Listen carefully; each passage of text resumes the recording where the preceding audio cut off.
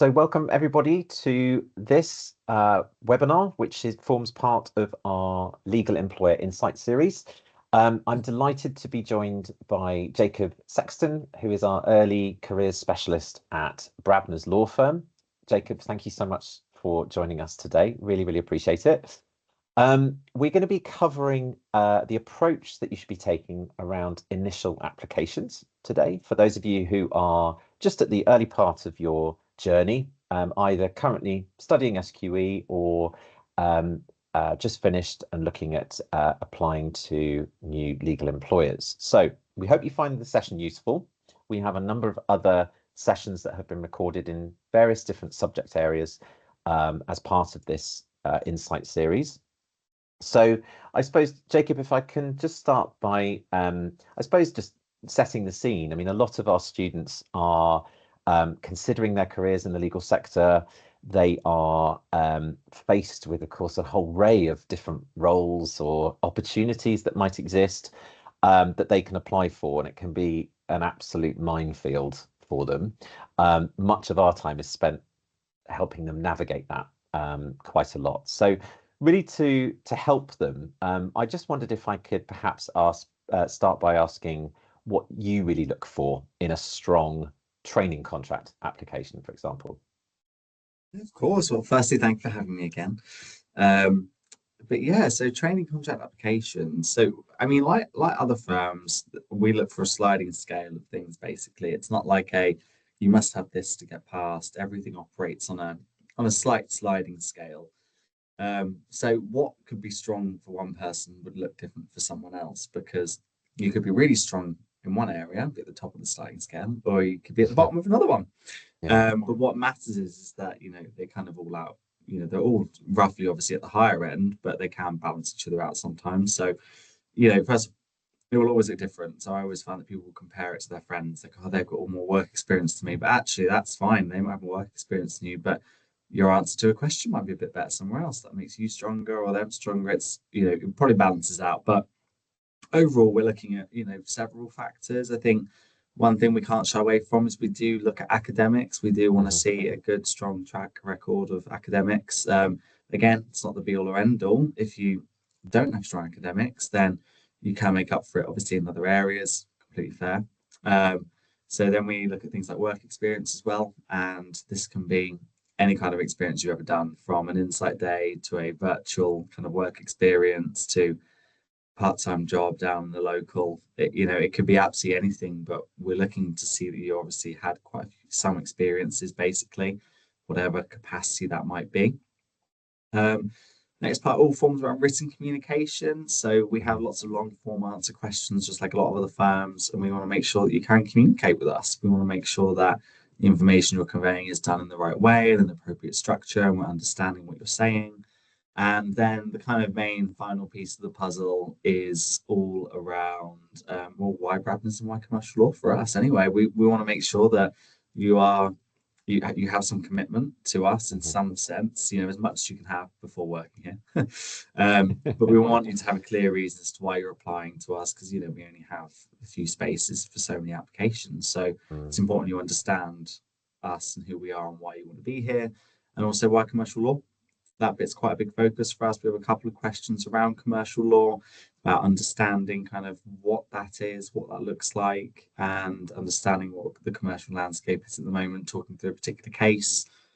So yeah, it's a whole load of things, but one of those things can make someone stand out versus someone else, if that makes sense. So is it someone could be great and have a real clear understanding and stand out for the fact that they know who Brabners are, they know what commercial law is, versus another person who could stand out because they've got crazy academics and loads and loads of work experience. So I think, what makes you stand out is whatever you can bring to the table, basically. But as long as some of those elements are at the higher end, then that's all that matters.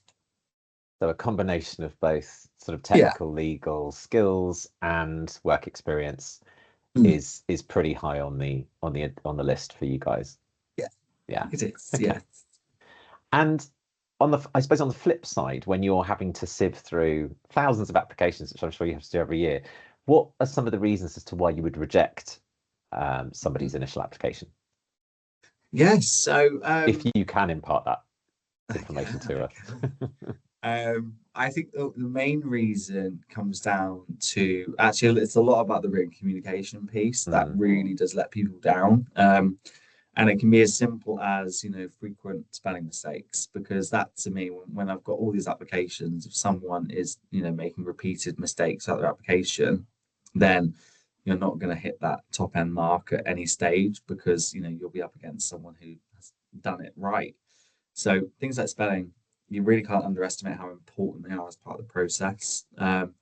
Again, how people communicate, it's about using paragraphs. As a reader, I've got to read loads of applications. It needs to be clear, digestible information that's broken down into different points. When give me this huge whack paragraph that I've got to decipher and work out, it becomes difficult for me, and you're not communicating in the most effective way. Um, we get a lot of people call us barbers, a lot of barbers. That's an Oh, instant. we get the same. Yeah. But the firm name to me, if you're going to use it, it needs to be right. And it's these silly little mistakes that will cost you marks on the sliding scale that bring your application down.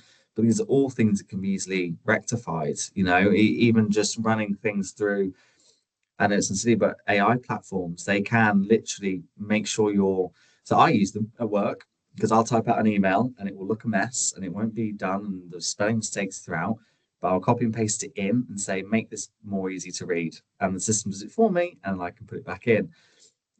It's things like that. You've got the tech out there, there's the availability to do stuff like that these days. So just getting those basics right, you'd be surprised how many people miss those things. So I think, when you're missing things as simple as that really let you down, um, they can be easily rectified in the long run.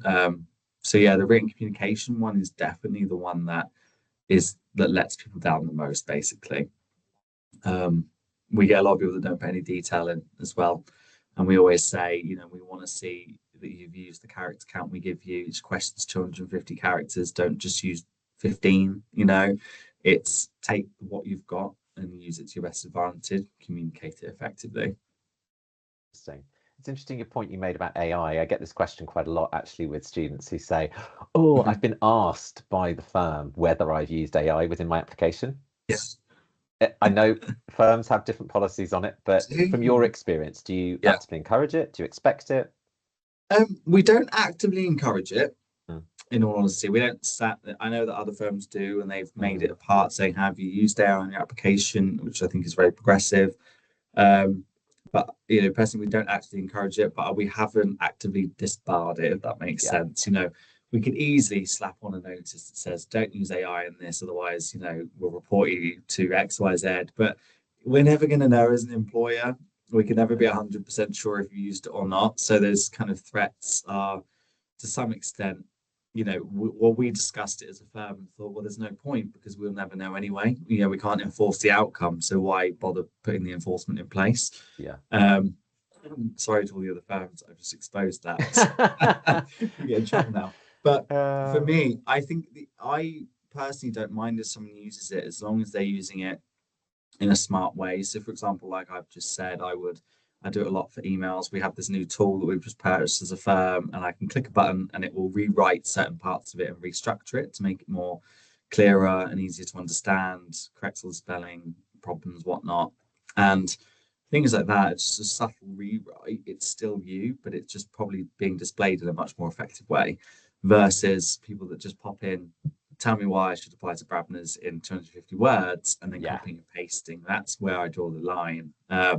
And we get that because a lot of people think, oh, they won't know, but that AI bot will give us the same response for every person that asks that question. So this year, for example, we had one of the questions is discuss a recent commercial topic and why you find it interesting. And we had a lot of them that were identical responses. And they were all, fun enough, on the emergence of AI. But as soon as you see it and you go, well, I know that's, this person hasn't written this. They haven't spent the time to write this because I've just seen it on an application 10 minutes ago. So yeah, it's about keeping yourself in it, keeping your personality in it, and it being based off your ideas, but it not letting it run the show. Yeah. that's really helpful advice. I think being authentic and using it maybe for sort of presentation purposes / accuracy, that sort of thing, is more valid a reason. I suppose how do candidates have to demonstrate commercial awareness, or can they demonstrate their commercial awareness during that initial application? So we have two kind of areas here. So the first one is, why do you want to work in a predominantly commercial law firm? And the second part is, we ask candidates, like I just mentioned, to discuss a recent commercial topic that is of interest to them. Why is it of interest to them? I think the way you can best demonstrate that is, one, by understanding what it means to actually be in a commercial law firm, and what the impact that will have on terms of like the advice you're giving, and the way you work with clients, to start showcasing that you really grasp like what that actually is. And around the commercial topic as well, it's focusing on something that you're actually interested in for a start, but it's being able to actually explore that business problem. We get a lot of people that will talk about recent changes in legislation, for example, and they'll discuss the changes in the law, which is great. But to me, that's the opposite of commercial awareness, because we're looking for people who can take the law and apply it in a commercial setting, not just tell us what the law is, because we know the law already. It's about saying, for example, all the changes to employment rights recently with the new bill that got announced. A lot of people were referencing that. But then what they weren't going on to further discuss, for example, was the commercial impact that can have on certain companies. For example, all the changes to the 2-year period you have to work before you can start claiming certain things disappearing, what impacts that can have on people being hired into companies, and blah, blah, blah. So it's about taking that legal problem and just really like getting almost a bit lost in it, getting a bit curious with it, and thinking, oh, what could happen if that happens? Or what? And applying it to a business setting. So yeah, we look for it in those two ways. And I think those are kind of what we're trying to get candidates to think of when we ask those questions. And is that a particular important area of the application then for you guys, in terms of how much sort of weighting you put on it? Because again, students ask, well, how much attention are they going to be paying to this element of the application compared to this, which is really hard to answer a lot of the time. But for you guys, is that something that you do put a lot of weight on? So all those 4 pieces I mentioned at the start all carry equal weighting. So again, the academics, the experience, why Brabners, why commercial law, and then the written communication. So, you might not be as good at that part of it. You might not be as commercially aware. And then other elements of your application can outweigh that, basically. So it's not the biggest high priority piece at that time. But obviously, naturally, we'll expect at least a minimum amount of knowledge around that subject, because it is important. We get a lot of people in the firm and they'll say, I do want to scratch up on my commercial awareness. I want to learn more. So we're trying to kind of find people at the early stage of that have that interest already.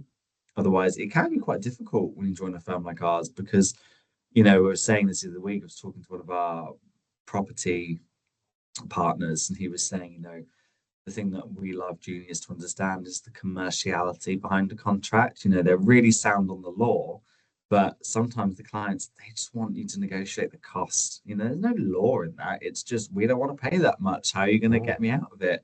And people struggle with the commerciality behind it, but it's really important that we're bringing people in that are thirsty to understand that, and they want to know that.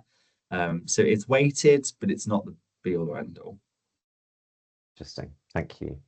Jakob, thanks so much for your time. I really, really appreciate it. Some great insight there for those who are grappling with their initial applications, whatever stage they're at. But maybe just in terms of a takeaway from this, can you perhaps share how, I suppose, if somebody's applying at the moment to a firm, how would they best sort of stand out, I suppose, in their application? It's so difficult, because you kind of just want to hit every point. If you really want to stand out, then whatever you've got, you need to bring it to the table. I think a couple of things I'd say is, a lot of people, they don't put all their work experience in. For example, they just put the last 6 months, and then we don't get to know you as a rounded individual. I want to literally see everything you've ever done in your life. I don't care if it's an insight day, a virtual event you've attended for an hour. Just give it all to me, and that'll be the best it can be. It will just only up you, basically.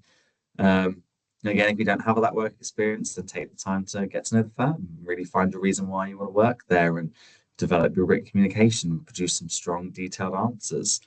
You just need to, I guess, focus on every part and do the best you can at every part of it. It's so hard to do. But don't worry if you don't have everything, because like I said, you might not have the best academics, you might not have the best work experience, but what you've got, bring that to the table and make it the best it can be. So set that personal journey out and be authentic. Yes, That's exactly. what you want to see. Jacob, thank you. Really appreciate your time. Yeah. And see you again soon. Only. Thanks.